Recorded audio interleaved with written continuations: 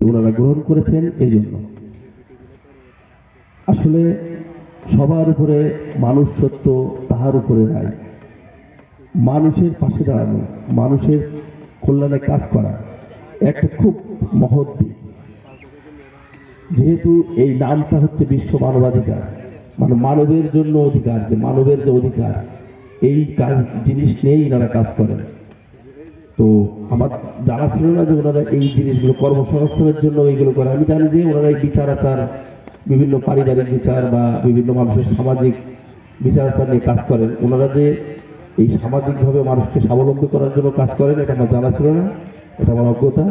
তবে আমি আমার পক্ষ থেকে আবারও ওনাদেরকে ধন্যবাদ জানাই এরকম সামাজিক কাজ করার জন্য। আর আমাদের যেহেতু এমপি মহোদয় উনি গতকালকে ঢাকায় চলে গেছেন, এনাদের যে কোনো প্রয়োজনে আমি এমপি মহোদয়ের পক্ষ থেকে আপনাদেরকে আশ্বস্ত করতে চাই যে কোনো প্রয়োজনে আপনারা আমাদের সহযোগিতা চাবেন, আমরা ইনশাল্লাহ আপনাদেরকে সহযোগিতা করব। আমাদের চেয়ারম্যান সাহেব একটা ভালো কথা বলছে যে ওনার বইয়ের মতো, কিন্তু উনি হয়তো ভাবেনি যে ওনার আজকে ইফতারি বা ভাত নাও জুটতে পারে কপালে। তার বউকে অসন্তুষ্ট করে টিকে থাকা খুব কঠিন।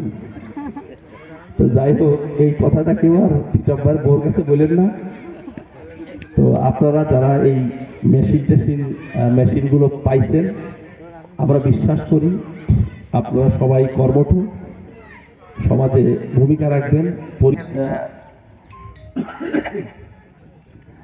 আমরা আমাদের জীবনে ছোটকালে শুধুমাত্র একবার বছরে একটা টাকা পাতাম ঈদে, আর এখন তো আমাদের ছেলে মেয়ে মাসে একটা টাকা।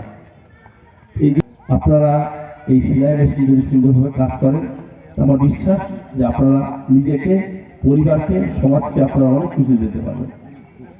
আপনারা সবাই সমাজে কোন সময় সবাই ভালো থাকবেন। আসসালামু আলাইকুম।